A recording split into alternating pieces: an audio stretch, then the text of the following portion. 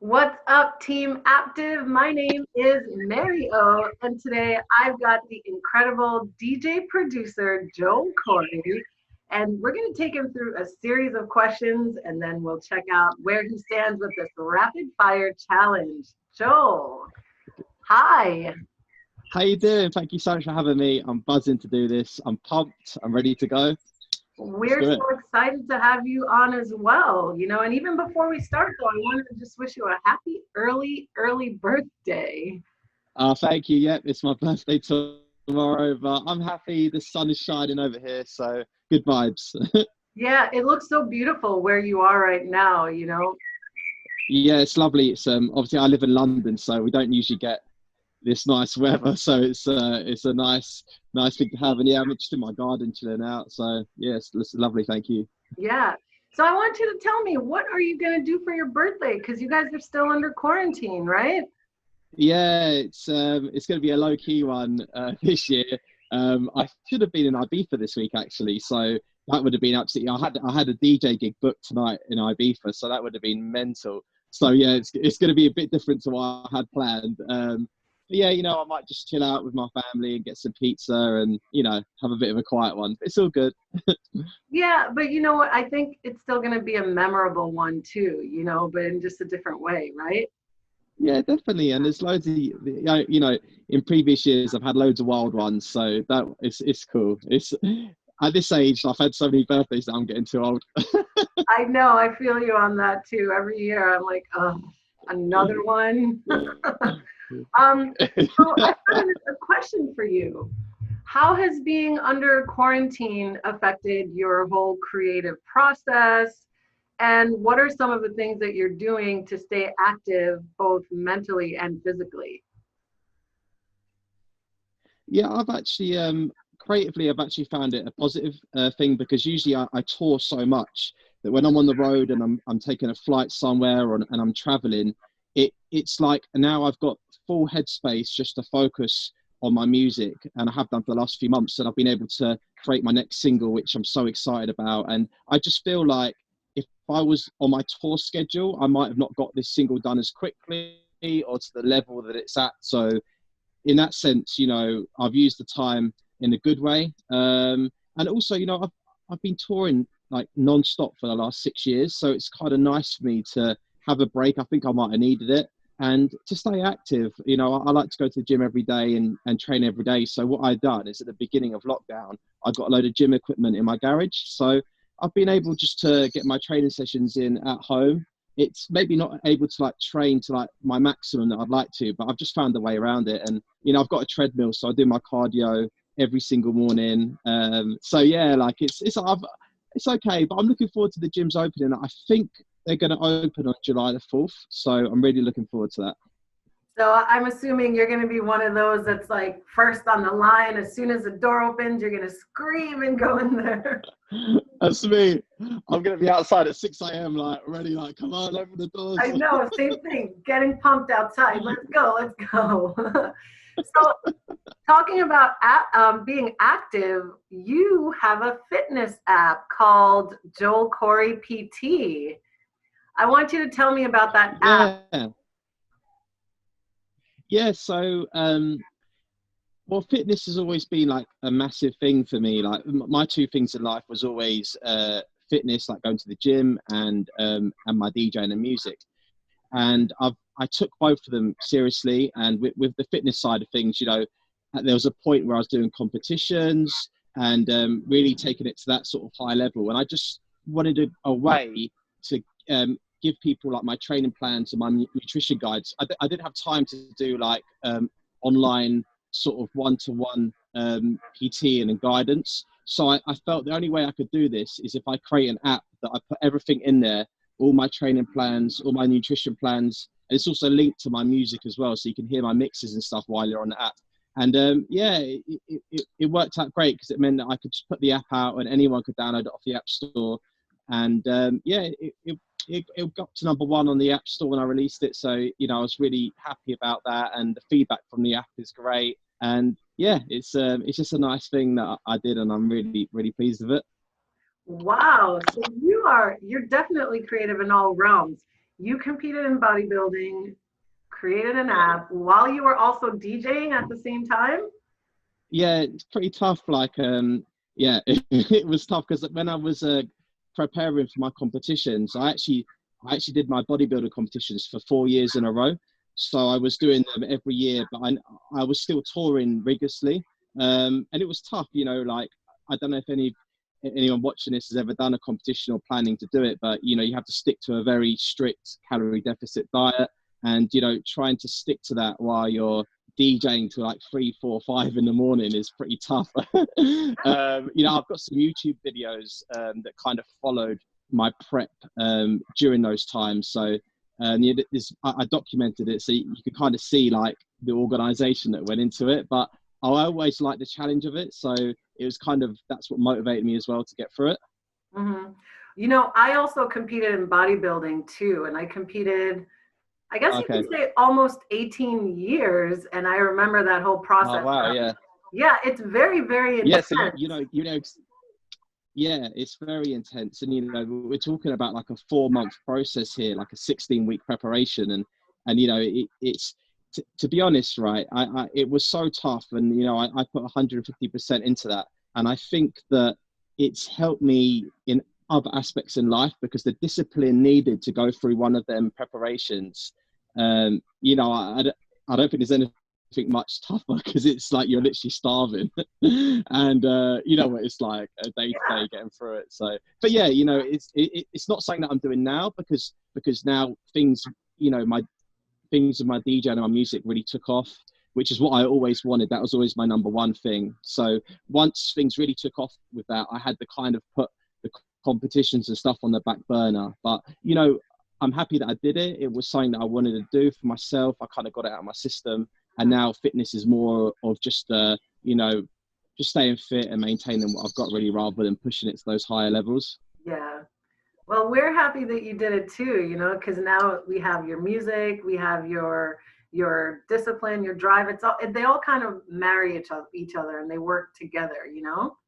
I think that is 100% true. Like it really is. Like I said, you know, for the years of doing those competitions and going through that discipline process, it's helped me in other aspects of my business.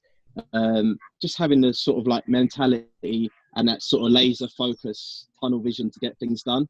It kind of stems from the process that I went through with those competitions. Yeah. So then let's talk about how your music career started, how your DJing career started, and how old you were when you discovered your passion for music.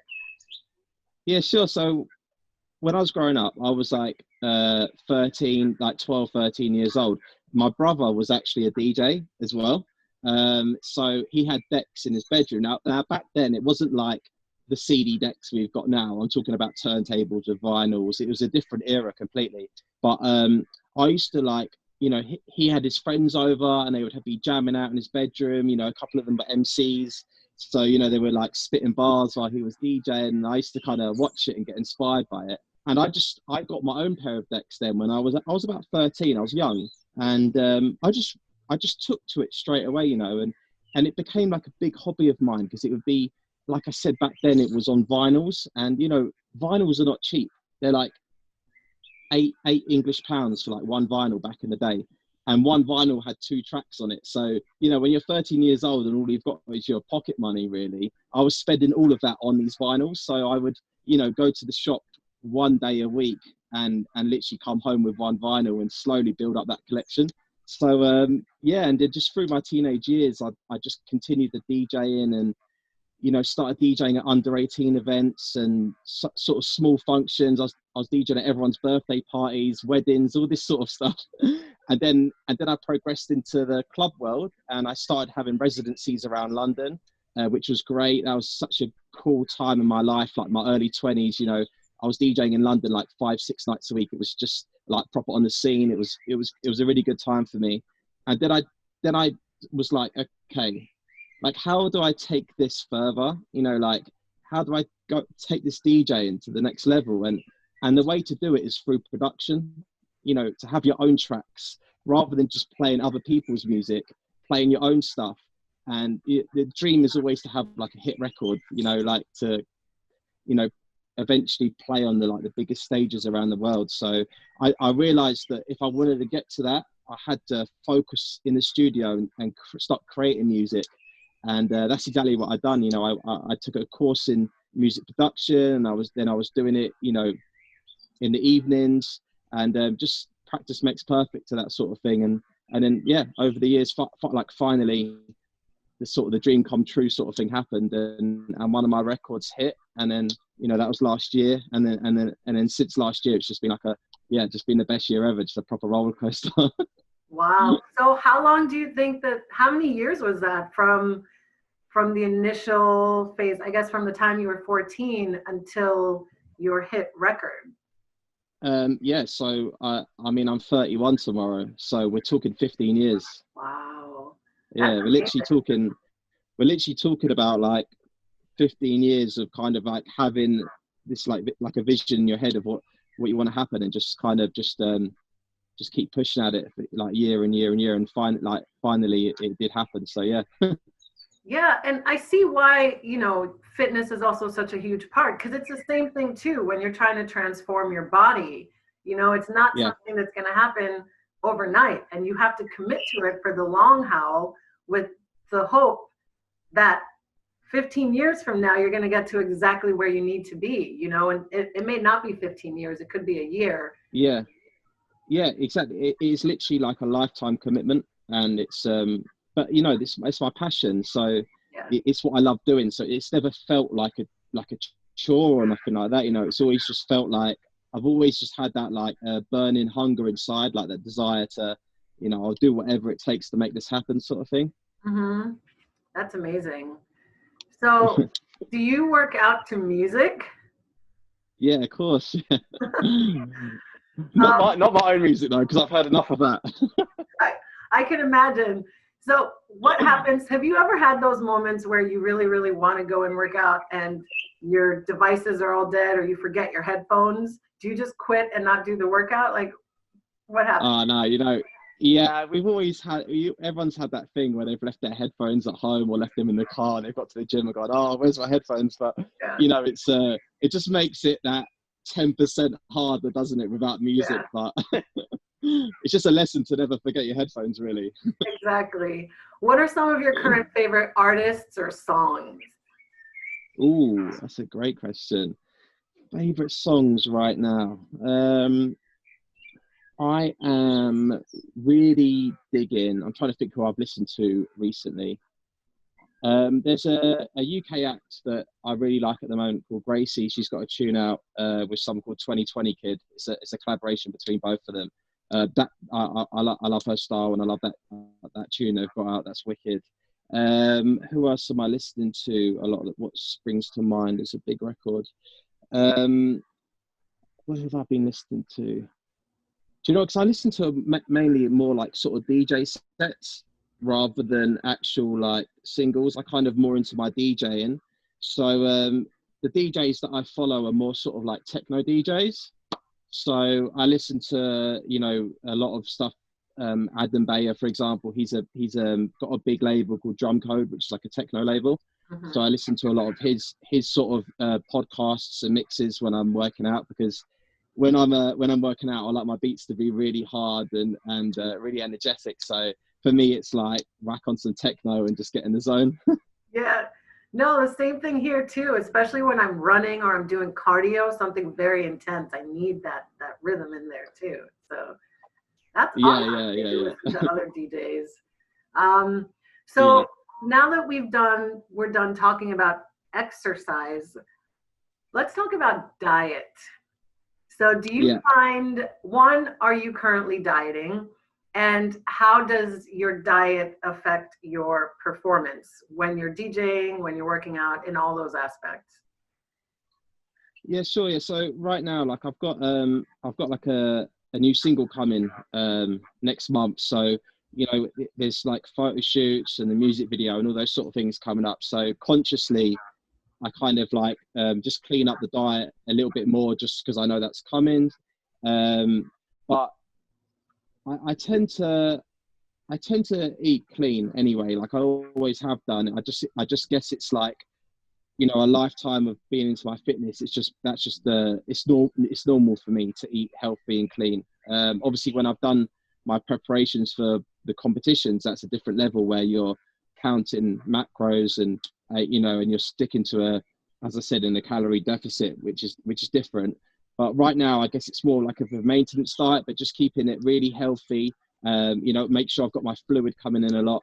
And I feel like when I eat healthy and I'm staying on a bit of a routine of my diet, it definitely helps my mental state as well. And it helps me, again, with other aspects in life, just stay more on point with stuff. I feel like the times when maybe I feel like I've had a week of not eating so great, I just feel a bit groggy and not really myself. And it affects everything else in a negative way. I agree. I agree 100%. Yeah. So as a DJ, you're typically the life of the party and the source of energy.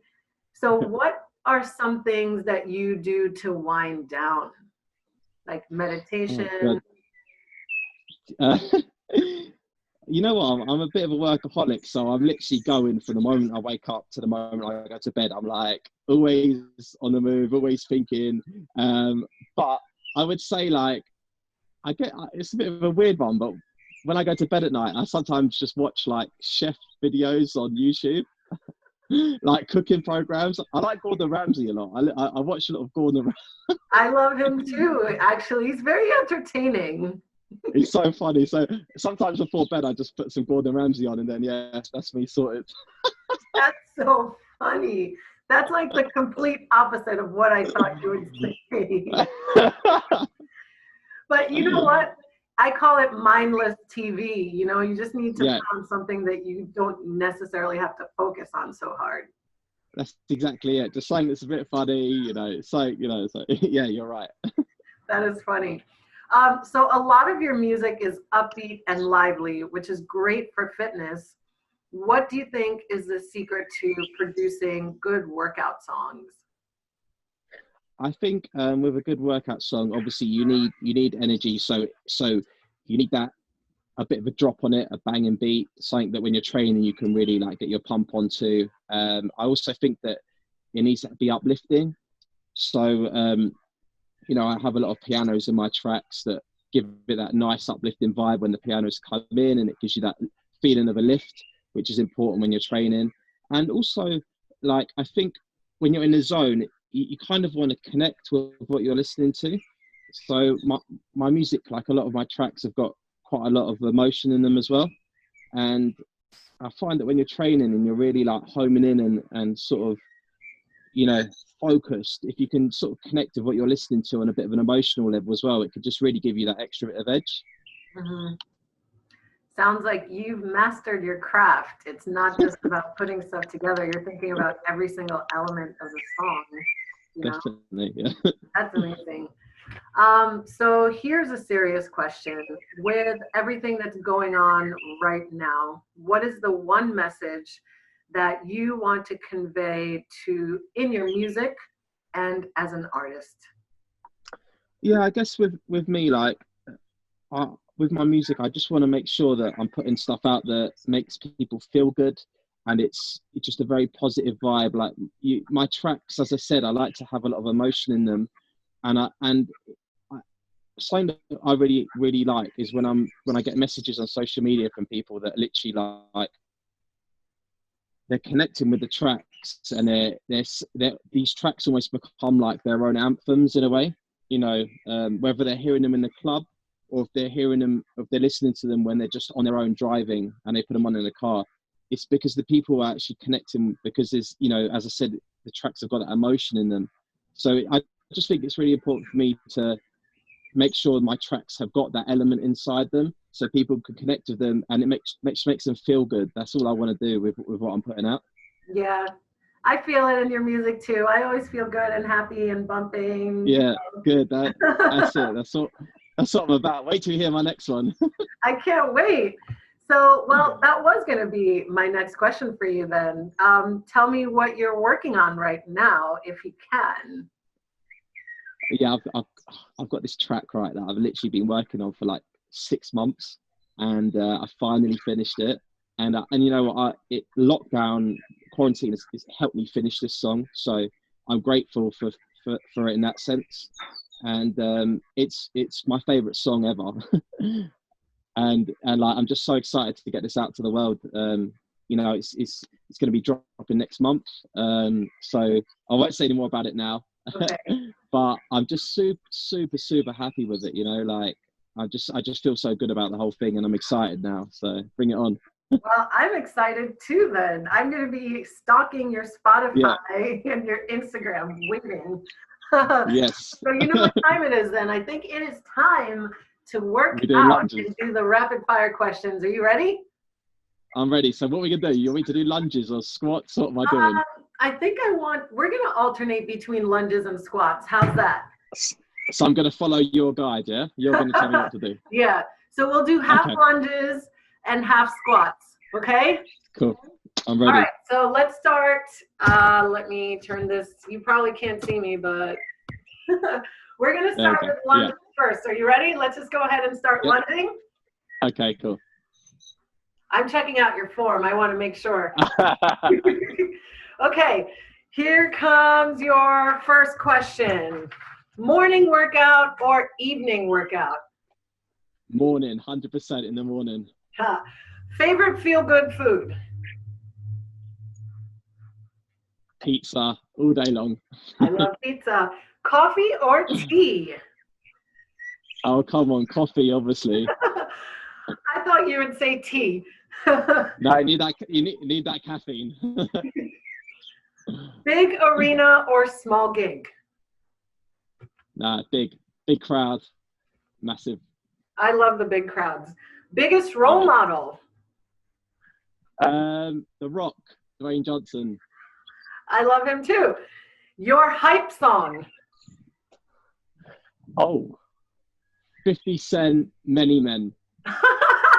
Really? Okay. Hang on. Let's transition to squats now. Okay. All right. So now as you squat, why don't you touch the floor? We're going to give you something to do. Okay. Okay. Next question. Best advice you ever received? Always be polite and always smile. Dream collab, dead or alive? Kanye West. 3 things you're grateful for right now. I'm grateful for my family, I'm grateful for my dog, and I'm grateful for music. Love it. Serato or tractor? Neither. I'm on USB. Oh, I was not expecting that. Movie dates or live shows? Movie dates. Come on. Oh, nice. Arm day or leg day? Arm day. Definitely. There you go. I'm not opposite. I like leg day. Favorite 2020 anthem? Joel Corry, Lonely. Love it. I like this one. Blending or dropping on the one? Blending. I'm a house DJ, so all about the mixing. Guess what? Whew, that was our last question. Oh, good. Those squats were tough, dude. That's good. That's good fun. Those squats were tough. You totally crushed it, man. Thank How are you. you feeling? Yeah, great. I thought I might go and train legs right now. Are you? Well, there you go. That's your warm-up then. So Joel, thank you so much again for taking the time out to chat with us and do this challenge with Team Aaptiv and myself. We are so excited for your new single that's coming out. Thank you. Yeah, and for all of our Aaptiv folks, you want to check him out. We've got a collab coming up. We have an in-app themed workout. And of course, his latest release will be on Spotify very soon, right? Yeah, that's it. Thanks so much, guys. I hope you have an incredible 31st birthday. Yay. We'll be thinking of you and sending you lots of birthday cards. Thank you so much for hanging out with us today, Joel. You're awesome. And good luck. Big love. I'll catch you soon. All right. Bye-bye. Bye.